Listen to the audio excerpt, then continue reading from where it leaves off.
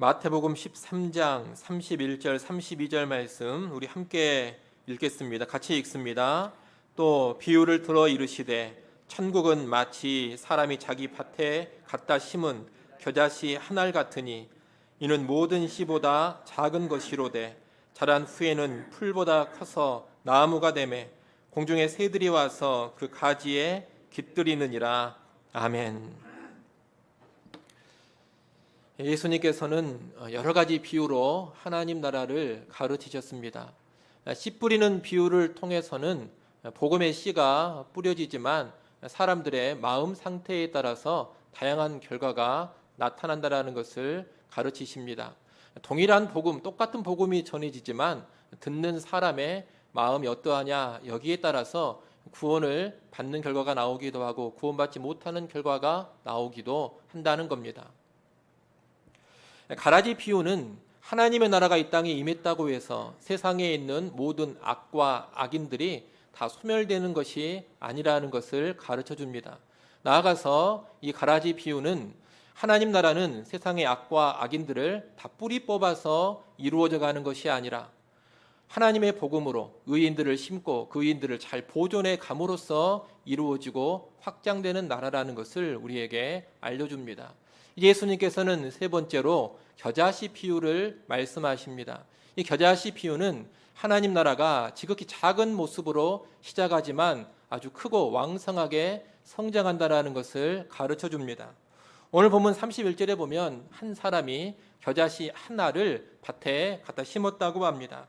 이 겨자씨는 정말로 작은 씨입니다. 그 작은 겨자씨를 밭에 심었습니다. 그런데 어떤 결과가 나타났습니까? 본문 32절을 보십시오.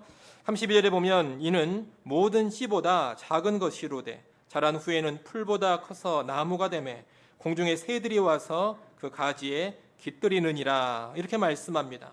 그 지극히 작은 겨자씨 한 알이 싹이 나고 자라서 나무가 됩니다. 그리고 그 나무에 많은 새들이 와서 깃들이며 쉼을 누리게 된다는 겁니다. 일단 여기서 우리가 먼저 하나 알고 넘어가야 할 것이 있습니다. 그것은 이 나무라는 개념입니다. 겨자씨가 자라서 나무가 되었다고 하는데 이 나무를 우리가 흔히 생각하는 그런 나무로 이해를 하면 안 됩니다. 무슨 감나무, 배나무, 사과나무 이런 식의 나무를 생각하면 안 된다는 겁니다. 이 겨자는 자라면 유채꽃 같은 그런 모양의 식물이 됩니다. 화면을 한번 우리가 보겠습니다.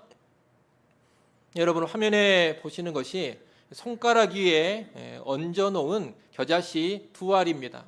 여러분 눈에 보일지나 모르겠습니다. 이 겨자씨는 크기가 1mm도 되지 않습니다. 아주 작은 씨입니다. 이 작은 겨자씨를 땅에 심어서 자란 모양을 한번 보겠습니다. 여러분 화면에 보시는 저 사진이 겨자씨가 자란 모습입니다. 성인 남자의 키보다 더 큽니다. 그리고 더 많이 자라는 것은 3m가 넘도록 자라기도 한다고 합니다. 여러분 이 사진에서 보시는 것처럼 겨자씨가 자랐는데 자란 모양이 어떻습니까?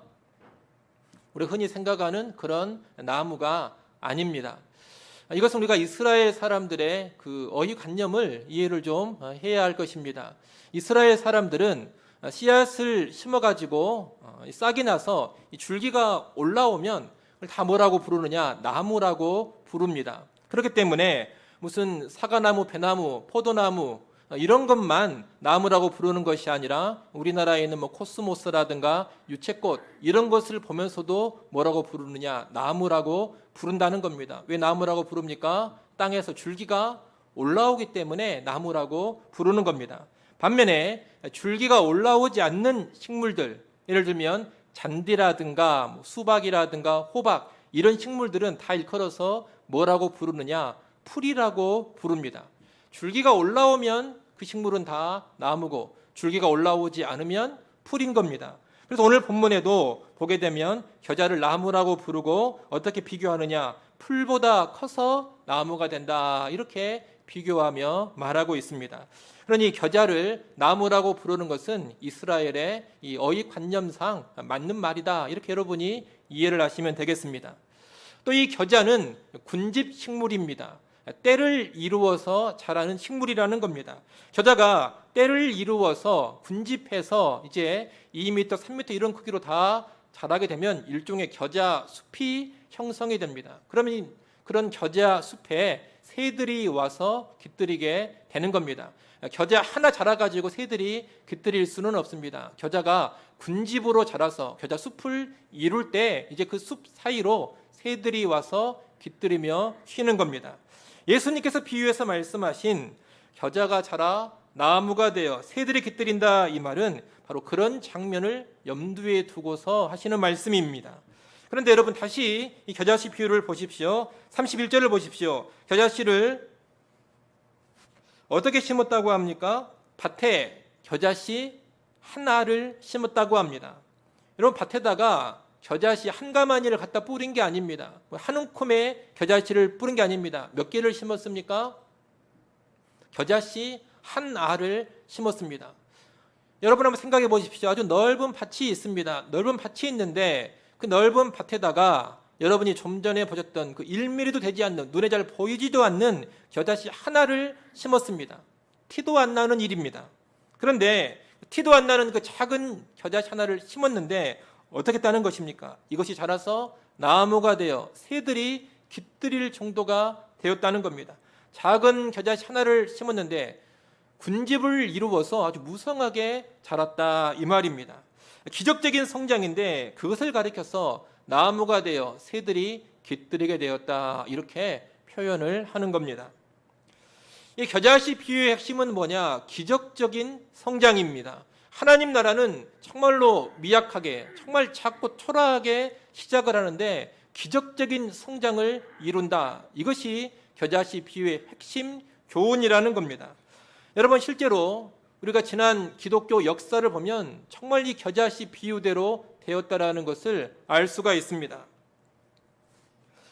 여러 번 말했습니다만 이 하나님의 나라는 예수님의 초림으로, 예수님이 이 땅에 오심으로 시작이 되었습니다.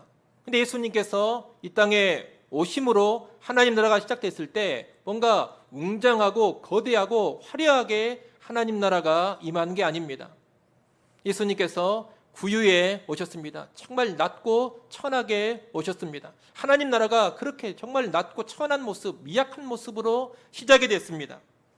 또 이 하나님의 나라는 당시 로마 제국의 수도인 로마에서부터 시작된 것이 아닙니다. 로마 제국의 변방이라고 할 수 있는, 로마 제국의 식민지 상태에 있는 이스라엘 땅에서 시작이 됐습니다. 로마 제국의 변방인 이스라엘 땅 안에서도 또 변방인 갈릴리에서 시작이 됐습니다. 여러분, 이스라엘의 중심지가 유대 지역이고 더 중심지는 유대 지역의 수도인 예루살렘입니다. 근데 하나님의 나라가 변방 이스라엘 땅 안에서 그래도 그나마 좀 괜찮은 지역인 유대 지역 예루살렘에서 시작된 게 아니라는 겁니다. 이스라엘 땅 어디에서 하나님의 나라가 시작됐습니까? 이스라엘 땅 안에서도 무시당하는 갈릴리 지역에서 하나님 나라가 시작됩니다. 더 놀라운 것은 무시당하는 갈릴리 지역 안에서도 더 무시당하는 마을이 어디냐면 나사렛이라는 마을인데 그 나사렛에서 하나님 나라가 시작됐습니다. 여러분, 그러니 생각을 해보십시오. 로마 제국이 있습니다. 로마 제국의 중심부 수도 로마가 아닙니다. 변방 이스라엘 땅입니다. 그 이스라엘 땅 안에서도 그나마 중심지가 아닙니다. 이스라엘 땅 안에서도 더 외진 갈릴리입니다. 그 갈릴리 안에서도 그나마 괜찮은 마을이 아닙니다. 갈릴리 안에서조차 무시당하는 나사렛에서 하나님 나라가 시작됐다는 겁니다. 더욱이 하나님 나라를 처음 시작하신 그 예수님의 세상적인 신분, 직업이 뭐였습니까? 목수 아니었습니까? 황제가 아닙니다. 왕이 아닙니다. 장군도 아닙니다. 무슨 총독도 아닙니다. 지방 마을의 수령도 아닙니다. 아주 미천한 목수입니다. 갈릴리 나사렛의 목수인 예수님을 통해서 하나님 나라가 시작되었다라는 겁니다. 이 모습을 보면 이 하나님 나라의 시작이 얼마나 미미했는지를 여실히 알 수가 있습니다. 또 예수님을 통해 시작된 하나님의 나라를 온 땅에 전파했던 예수님의 제자들도 한번 생각해 보십시오. 이 제자들이 어떤 사람들입니까? 세상적으로 보자면 정말 별 볼 일 없는 사람들입니다. 제자들의 대부분의 구성원이 갈릴리의 어부들이었습니다. 그리고 세리도 있었습니다. 숫자도 12밖에 되지 않습니다. 예수님 무슨 120명의 제자들, 1200명의 제자들을 끌고 다니신 게 아닙니다. 딱 12명의 제자들을 집중적으로 말씀 가르치시며 훈련시키셨습니다. 그나마 12 중에 하나는 가룟 유다입니다. 예수님을 배신하고 팔아넘긴 제자가 됩니다. 이 가룟 유다를 차치하고서라도 나머지 11명의 면면을 보면 정말 볼품이 없습니다. 이들은 깨달음이 둔합니다. 예수님의 말씀을 여러 번 가르쳐도 제대로 알아먹지를 못합니다. 그들의 믿음이 강한 것도 아닙니다. 예수님께 너희가 어찌 믿음이 없느냐, 이 책망을 얼마나 제자들이 많이 듣습니까? 잘 알아먹지도 못하고 믿음을 좋지 못하면 서로 간에 관계라도 좋아야 되지 않겠습니까? 제자들 사이에 우애라도 해야 되는데 그러지도 못합니다. 복음서를 보면 이 제자들이 누가 높냐 이것을 가지고 얼마나 서로 시기하고 다툽니까? 이런 면면을 보고 있자면 이 12의 그룹이 얼마나 초라한 그룹인지 모릅니다. 뭔가 대단히 탁월하고 정말 특출난 그런 그룹이 아니라는 겁니다. 우리가 인간적으로만 생각해 보자면 예수님께서 이 별 볼 일 없는 12명을 데리고 대체 무슨 일을 하실 수 있을까 이런 생각이 듭니다. 이 12를 데리고 말씀 가르치고 있는 모습을 보면 대단해 보이기보다는 인간적으로 보자면 한심해 보이기도 합니다. 대체 저런 애들을 데려다가 어디다가 쓰시겠다는 건가 이런 생각이 든다는 겁니다. 너무나도 보잘것없는 12 제자입니다. 그런데 그렇게 초라하게 시작한 하나님의 나라가 그 뒤에 얼마나 놀랍게 성장하고 확장되었습니까? 예수 그리스도의 십자가의 죽으심과 부활, 승천 그리고 오순절 성령 강림 후에 얼마나 놀라운 일이 벌어졌습니까? 하나님 나라의 복음이 예루살렘과 온 유대와 사마리아로 뻗어갔습니다. 소아시아 지역으로 확장됐습니다.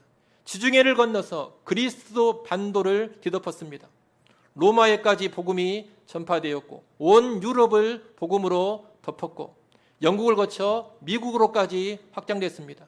중국과 일본을 거쳐 우리나라에게까지 이 복음이 들어오지 않았습니까? 정말로 이 천국 복음, 하나님 나라 복음이 온 세계를 뒤덮는 복음이 되었습니다. 그리고 세계의 수많은 나라와 민족들 가운데 정말 많은 사람들이 이 하나님 나라 안에 들어가서 깃들이며 안식을 누리게 되었습니다. 정말로 겨자씨 비유대로 되었다는 겁니다. 우리가 지나온 이 세상의 역사가 이 겨자씨 비유를 확실하게 입증해주고 있습니다. 우리나라 하나만 생각해 보더라도 우리나라 안에서 이루어진 하나님 나라 확장의 역사가 얼마나 대단한지 모릅니다. 우리나라의 선교 역사를 말하면 여러 가지 복잡한 것이 있습니다만 그래도 공식적으로 개신교 선교사가 처음 들어온 때가 1885년입니다. 1885년 부활절 날에 언더우드와 아펜젤러 두 사람의 선교사가 조선 땅에 처음으로 들어왔습니다. 이들이 조선 땅에 들어와서 사역을 하는데 자유롭게 복음을 전하지를 못했습니다. 그때는 조선 정부가 외국인들이 복음으로 교제하고 외국인들이 교회 모임을 갖는 것은 허락을 했지만 조선 사람에게 복음을 전하거나 조선 사람이 복음과 연관된 모임, 교회에 참여하는 것은 금지가 되어진 그런 상태였습니다. 그래도 그런 와중에 어찌어찌 복음을 전해서 이 언더우드 선교사가 조선 땅에 들어온 지 15개월 만에 처음으로 한 명의 조선인에게 세례를 주게 됩니다. 그리고 그로부터 6개월이 지나서 또 3명의 조선인에게 세례를 주게 됩니다. 선교사가 들어와서 2년 남짓 사역을 해서 4명의 조선 사람에게 세례를 준 겁니다. 그로부터 약 30년이 더 지난 후에 우리 조선 땅에 약 1%의 사람들이 그리스도인이 됩니다. 1919년의 통계를 보면 약 1600만 명이 조선 사람이었습니다. 그 가운데 16만 명이 그리스도인이었다는 겁니다. 엄청난 성장은 하지만 그래도 처음에 비하면 정말 많은 진전을 이루었습니다. 그리고 그로부터 선교사들이 들어온 지 100년 후 1985년이 되면 그리스도인의 숫자가 몇 명이 되느냐? 650만 명이 됩니다. 그리고 지난 2015년 우리 통계청의 조사를 보면 우리나라 전체 국민의 20%, 약 1,000만 명의 그리스도인 개신교 신자가 존재하고 있다고 합니다. 그리고 2015년 통계로만 보자면은 개신교인 숫자가 우리나라에 있는 모든 종교인의 숫자보다 더 많습니다. 카톨릭도 제쳤고 불교도 제치고 개신교가 1위입니다. 선교사들이 1885년에 처음 들어와서 약 130여 년이 지난 후에 보니까 교회가 최고의 많은 수를 가지고 있는 그런 교회로 성장을 했다는 겁니다. 기이한 성장입니다. 많은 선교학자들은 이 한국 땅에서의 기독교 성장을 불가사의한 성장이다, 기적적인 성장이다 그렇게 이야기합니다. 하지만 이미 예수님께서 겨자씨 비유를 통해서 가르쳐 주신 겁니다. 원래 하나님의 나라는 그렇게 기이한 성장, 기적적인 성장을 하는 겁니다. 물론 현재 우리 개신교의 교세가 약화되고는 있습니다. 2015년에는 1,000만 명 정도 됐는데 현재는 800만 명이 되지 못하는 것으로 보여집니다. 그리고 이 개신교인의 연령대가 많이 높아졌습니다. 예전에는 1980년대, 90년대에는 개신교인 연령대가 30대, 40대 또 청년 학생들이 아주 많았습니다. 근데 지금은 우리 개신교인들이 숫자는 많이 있습니다만 대부분 고령의 나이대를 차지하고 있습니다. 이런 부정적인 모습이 있긴 합니다만 여하튼 하나님 나라 복음이 이 땅에 들어와서 초기에는 아주 미약했지만 그 뒤에 놀라운 성장을 이루었다. 이 사실만큼은 우리가 부인할 수가 없습니다. 우리나라의 지난 선교 역사만 보더라도 겨자씨 비유대로 되었다라는 것을 알 수 있다는 겁니다. 우리나라만 그런 게 아닙니다. 지금도 세계 여러 나라들에 그런 일들이 일어나고 있습니다. 중국에서도 그런 일들이 일어났고 또 남미와 아프리카에서도 그런 일들이 벌어지고 있습니다. 여러 이슬람 국가 안에서도 복음의 강력한 확장이 나타나고 있습니다. 정말 미미하게 시작했는데 놀라운 확장, 놀라운 성장이 이루어지고 있다는 겁니다. 여러분, 하나님의 나라는 언제나 이런 것입니다. 정말 작게 시작하지만 놀랍게 성장합니다. 지극히 작은 겨자씨 하나가 커다란 나무가 되는 것, 이것이 하나님 나라입니다. 그래서 하나님 나라 사역을 하는 사람들은 현재 뿌려지는 작은 씨만을 보면 안 됩니다. 그 씨가 어떻게 자랄지를 전망해야 됩니다. 이 작은 씨가 큰 나무가 되어 새들이 깃들인다, 이것을 봐야 한다는 겁니다. 농부는 절대로 씨만 보지 않습니다. 농부는 씨가 다 자란 모습을 상상하면서 그런 꿈과 그런 비전 가운데 씨앗 하나를 뿌리는 겁니다. 한 그리스도인은 이렇게 말했습니다. 씨앗을 손에 들고 새들의 노랫소리를 들으리라. 씨앗을 손에 들고 새들의 노랫소리를 듣는다는 겁니다. 지금 손에는 정말 작은 씨앗 하나밖에 없습니다. 겨자씨입니다. 눈에 잘 보이지도 않습니다. 이 겨자씨 하나를 밭에 뿌려봤자 티도 안 납니다. 그러나 뭘 듣습니까? 새들의 소리를 듣습니다. 이제 이 작은 씨가 심겨져서 잘 자라서 큰 나무를 이루게 되고 수많은 새들이 이 나무에 깃들여서 아름다운 노랫소리를 지저귀게 된다는 겁니다.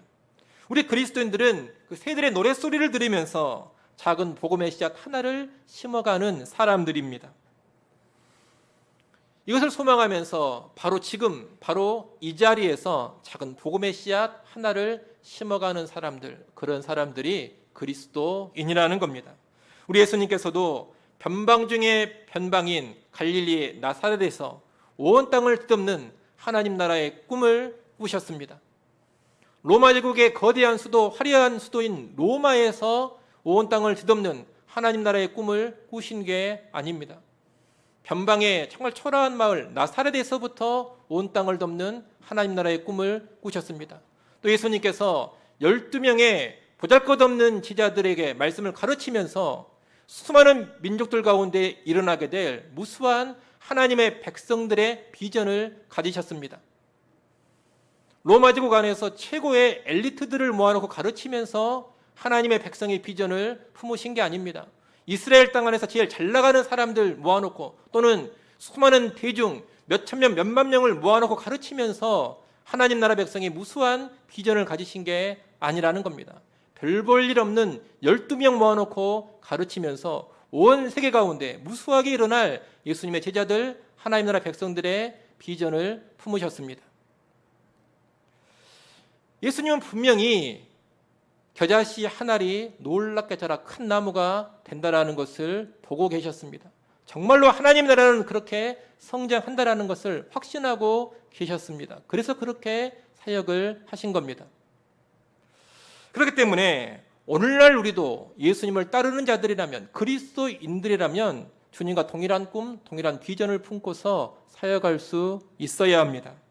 여러분이 정말로 가치 있는 변화를 일구어내는 그런 인생이 되고 싶으십니까? 정말로 위대한 변화를 일으켜내는 그런 인생이 되고 싶습니까? 그렇다면 여러분, 작은 복음의 씨앗 하나를 사람들에게 심어가는 그런 인생을 살아가시기를 바랍니다. 거창하지 않더라도 한 사람 한 사람에게 작은 복음의 씨앗, 작은 말씀의 씨앗을 심어가십시오. 이 복음은 생명입니다. 생명이기에 성장합니다. 놀라운 생명이기에 놀랍게 성장합니다. 처음 심어지는 그때는 정말 작아 보이고 별 볼 일 없어 보이고 초라해 보이지만 생명이기 때문에 심겨지면 놀라운 역사를 일으킨다라는 겁니다. 우리가 이것을 알고 작은 복음의 씨앗, 작은 말씀의 씨앗 심어가는 사람들 되어야 한다라는 겁니다. 무디를 잘 아실 겁니다. D.L. 무디 유명한 전도자입니다. 1억 명의 사람에게 복음을 전해서 100만 명의 사람을 주께로 인도했던 전도자입니다. 근데 이 위대한 전도자 무디에게 작은 복음의 씨앗을 심겨줬던 사람이 있습니다. 주일학교 교사인 킴벌이라는 사람입니다.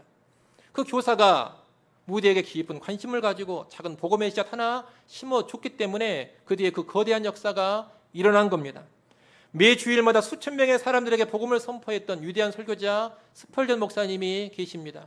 이 스펄전 목사에게 작은 복음의 씨앗을 심어줬던 그 사람도 있습니다. 작은 시골교회의 구두 수성공입니다. 지극히 미약한 평신도 설교자가 전한 복음의 씨앗을 듣고 스펄전 목사님이 회심하였고 그때 놀라운 설교자가 된 겁니다. 이 땅에 복음이 널리 확장되는 그 나라들도 다 보면 처음에 미약하게 사역을 시작했던 선교사님들이 있습니다. 정말 미약하게, 정말 볼품없이 참으로 초라하게 선교의 발걸음을 내딛었지만 그것을 기점으로 해서 한 나라가 변화되고 한 민족이 복음화되는 그런 일들이 얼마나 많이 일어났습니까? 지금도 그런 일들이 일어나고 있습니다. 여러분, 작은 복음의 시작 하나가 한 사람에게 들어가면 놀라운 결실을 이루게 됩니다. 작은 복음의 씨앗이 한 나라 안에 들어가고 한 민족 안에 들어가면 시간이 흐르고 나서 위대한 변화의 역사를 이루게 된다는 겁니다. 여러분, 생각해 보십시오. 어떤 사람에게 금덩어리 하나 가져다 주면 대단한 역사를 일으킬 것 같습니까? 그렇지 않습니다. 얼핏 보면 금덩어리 하나 주면 참 이게 커 보이고 대단해 보입니다. 금덩어리 하나를 사람에게 주면 무슨 큰 가마를 일으킬 것 같고 어떤 큰 일을 그 사람에게 이룰 것 같습니다. 하지만 아니라는 겁니다. 누군가에게 금덩어리 하나 준다고 해서 그 사람의 인생에 대단한 변화가 일어나는 것 아닙니다. 금덩어리 하나 받았다고 해서 그 사람이 정말 영향력 있는 사람이 되는 것도 아닙니다. 금덩어리 하나 받았다고 해서 그 사람이 민족을 변화시키는 그런 사람 된다는 보장도 없습니다. 그냥 금덩어리 하나 받은 것으로 대부분 다 끝나버립니다. 왜 그렇습니까? 이 금덩어리는 생명이 아니기 때문입니다. 생명이 아닌 것은 아무리 크고 아무리 화려한 것을 준다 하더라도 그냥 준 것으로 끝나버립니다. 생명이 아닌 것은 변화의 역사가 없고 성장의 역사가 없다는 겁니다. 생명을 줘야지만 변화가 있는 겁니다. 생명을 줘야지만 성장이 있는 것이고 생명을 줘야지만 위대한 결과가 나타나는 겁니다. 여러분, 복음은 금덩어리처럼 대단해 보이지 않고 화려해 보이지 않고 빛나지 않지만 이 복음은 생명입니다. 위대한 생명이고 영생의 생명입니다. 그렇기 때문에 복음을 심어주면 놀라운 변화가 나타나는 겁니다. 복음을 심으면 그 복음이 기이한 생명력을 보입니다. 얼마나 놀랍게 사람을 바꾸어가는지 모릅니다. 주변 사람까지 다 바꾸어버립니다. 여러분, 꼭 기억하십시오. 이 하나님의 나라는 금덩어리 같은 것 주면서 확장시켜가는 나라가 아닙니다. 돈 주면서 확장시켜가는 그런 나라가 아닙니다. 복음을 심어서 확장시켜가는 나라입니다.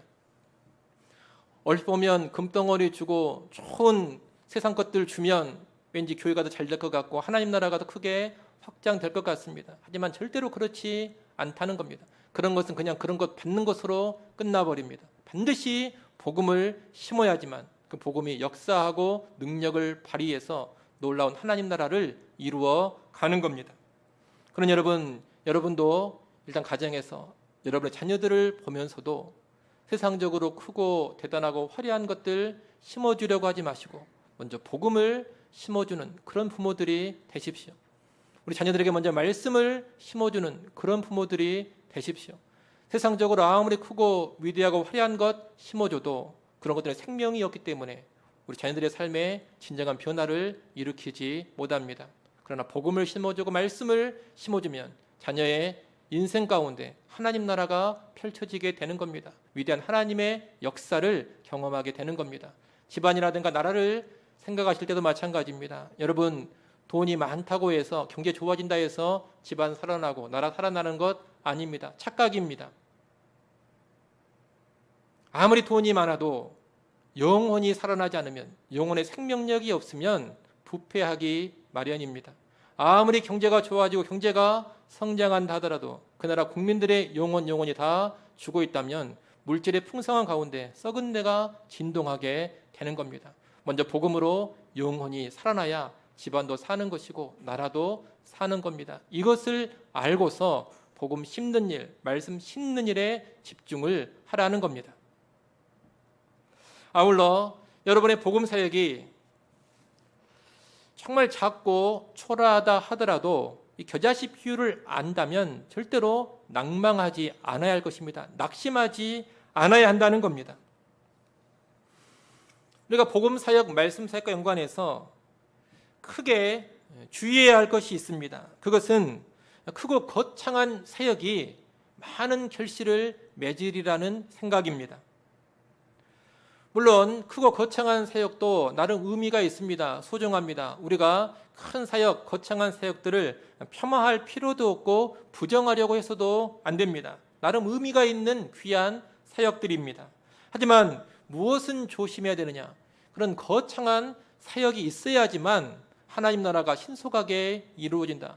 그런 거대한 사역을 펼쳐야지만 하나님 나라가 강력하게 이 땅에 임할 것이다. 이런 생각은 피해야 한다는 겁니다. 왜 그렇습니까? 겨자씨 비유에서 그런 것을 가르치지 않기 때문입니다. 여러분, 무슨 10만 명 모이고 몇십만 명 모이고 100만 명 모이는 집회를 해야지만 하나님 나라가 강력하게 확장되는 게 아닙니다. 하나님 나라는 작은 겨자씨 하나를 심어도 확장이 되는 겁니다. 하나님 나라는 인간적으로 보자면 정말 초라하다, 정말 보잘것없다, 그런 사역을 통해서 놀랍게 성장하고 확장되어 간다는 겁니다. 그렇기 때문에 뭔가 열악한 환경에서 별 볼 일 없어 보이는 그런 사역을 한다 하더라도 그것이 복음의 사역이고 말씀의 사역이라면 절대로 무시해서는 안 됩니다. 대단한 가능성이 그 안에 담겨져 있기 때문입니다. 생명의 능력이 그 안에 있는 겁니다. 그런 면에서 우리 주일학교 선생님들은 열악한 환경에서 주일학교 학생 한두 명 모아놓고 말씀 가르치는 일, 복음 전하는 일을 절대로 가볍게 생각하지 마십시오. 우리 반 아이가 정원이 5명인데 주일에 와보니까 1명밖에 안 왔습니다. 선생님이 힘이 팔립니다. 아이고, 5명이 우리 반인데 1명밖에 안 왔구나. 힘이 팔려가지고 공과도 열심히 가르치지를 않습니다. 때로는 그냥 대충 이야기하고 그냥 보내버리려고 합니다. 5명이 다 오면 힘이 나는데 1명이 오니까 힘이 안 나는 겁니다. 그래서는 안 된다는 겁니다. 1명이 나와 있다 하더라도 간절히 기도하면서 열정적으로 하나님 말씀을 가르치고 복음을 전해주고자 해야 합니다. 그 1명의 학생 안에 민족이 담겨져 있는 것이고 1명의 학생 안에 나라가 담겨져 있는 겁니다. 복음이 제대로 심겨지기만 하면 그를 통해 엄청난 역사가 일어날 수 있는 겁니다. 그것을 꿈꾸면서 열정적으로 소수의 사람에게도 복음을 전파하고 말씀을 가르치는 겁니다. 우리 구역 인도자들도 그렇습니다. 구역 모임 합시다 그러면 잘 안 옵니다. 구역 재적이 10명이면 구역 모임 합시다 그러면 5명 오면 많이 오는 것이고, 때로는 인도자하고 구역장 딱 2명만 모일 수도 있습니다. 그러면 인도자가 힘이 팔릴 수가 있습니다. 진짜 모이지 않는다. 말씀도 이렇게 잘 준비했는데. 근데 여러분, 그래서는 안 된다는 겁니다. 한 명의 구역원이 나와 앉아있다 하더라도 간절히 예배하고 열과 성을 다해서 하나님 말씀을 나누고자 해야 합니다. 또 함께 간절히 기도하고자 해야 합니다. 왜 그렇습니까? 겨자씨와 같은 작은 한 알의 사역이 놀라운 역사를 일으키는 것이 하나님 나라의 원리이기 때문에 그렇습니다. 저도 그렇게 늘 사역을 하려고 합니다. 모든 목사님들이 그렇습니다만,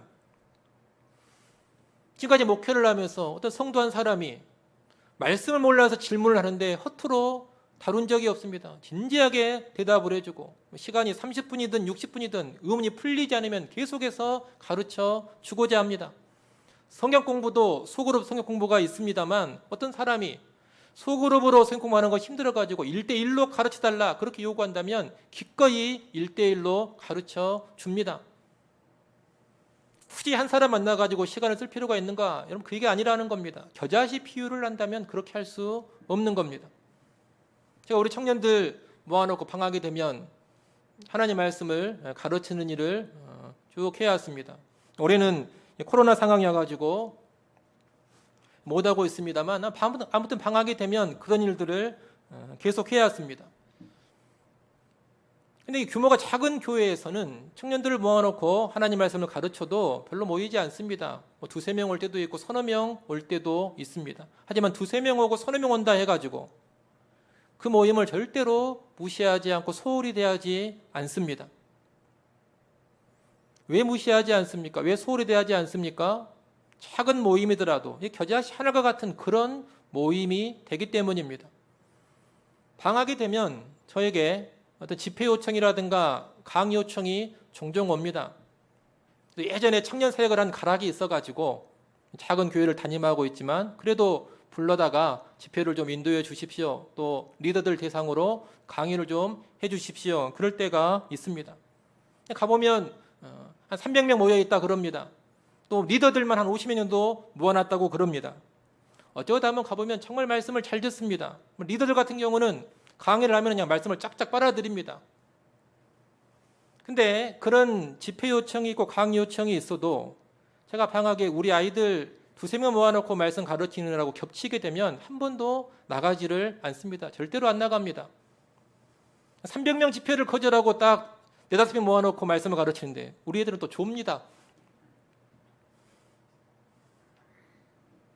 근데 여러분, 그렇다고 해서 무시하지 않습니다.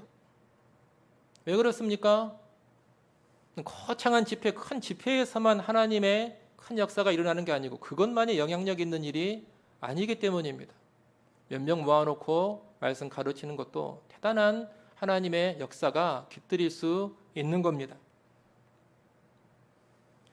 여러분, 겨자씨 비유를 잘 아셔야 되고 그 겨자씨 비유의 가르침을 확신하셔야 됩니다. 저는 이 겨자씨 비유를 그대로 믿습니다. 눈에 잘 보이지도 않는 작은 겨자씨 하나를 심었지만 그 한 알의 겨자씨가 큰 나무가 되어서 수많은 새들이 깃들이게 된다는 것을 믿습니다. 그것이 하나님 나라의 원리라는 것을 확신합니다. 큰 사역, 거창한 사역, 돋보이는 사역이 아니라 하더라도 복음과 말씀의 생명력이 역사하게 되고 시간이 지나면 위대한 하나님의 역사, 위대한 하나님의 나라가 펼쳐진다는 것을 믿습니다. 대단한 사람들, 무슨 엘리트들을 모아놓고 하는 사역이 아니라 하더라도 복음과 말씀이 사람 안에 들어가기만 하면 그 보잘것없는 사람들도 하나님의 뜻 안에서 존귀하게 쓰임받게 된다는 것을 믿습니다. 볼품없어 보이는 그런 사역, 티도 안 나는 사역을 통해서도 우리 하나님께서는 하나님 나라를 기이하게 성장시켜 가신다는 것을 믿습니다. 이 겨자씨 비유는 바로 그런 믿음으로 하나님 나라의 일을 우리가 감당하게 도와주는 겁니다. 그런 여러분도 거창하고 거대하고 화려한 사역에 너무 매몰되지 마십시오. 내가 하는 일이 볼품없다고 해서 무시하지 마십시오. 스가랴 4장 10절 말씀에 보면 작은 일의 날이라고 멸시하는 자가 누구냐, 그렇게 하나님께서 말씀합니다. 작은 일의 날이라고 멸시하는 자가 누구냐? 하나님의 일을 하는데 너무 작아 보입니다. 초라해 보입니다. 미천해 보입니다. 그래서 그 작은 일을 하고 있는 나를 보면 무시하기가 쉽습니다. 이런 일들이 무슨 의미가 있는가? 멸시하기 쉽습니다. 근데 하나님께서 뭐라고 하십니까? 작은 일의 날이라고 멸시하는 자가 누구냐? 이렇게 말씀합니다. 멸시하지 말라는 겁니다. 왜 그렇습니까? 하나님 나라의 일은 작은 일을 하더라도 놀라운 결과를 만들기 때문입니다. 위대한 역사를 초래하기 때문입니다. 그런 여러분, 겨자씨와 같은 일이라고, 겨자씨 하나가 같은 사역이라고 절대로 멸시하지 않기를 바랍니다. 무시하지 마십시오. 작은 겨자씨 하나 안에 깃들여 있는 새들의 노랫소리를 들으시기를 바랍니다. 또 작은 겨자씨 하나에 담겨져 있는 하나님의 위대한 영광을 볼 수 있기를 바랍니다. 겨자씨 하나를 보면서도 영광을 봐야 되고, 겨자씨 하나를 심으면서도 새들의 노랫소리를 들을 줄 알아야 합니다. 아무쪼록 우리 모든 성도님들이 겨자씨 하나를 심어가면서도 새들의 노랫소리 들으시고 하나님의 찬란한 영광을 보면서 그 귀한 사역 잘 감당할 수 있기를 간절히 소원합니다. 기도하겠습니다.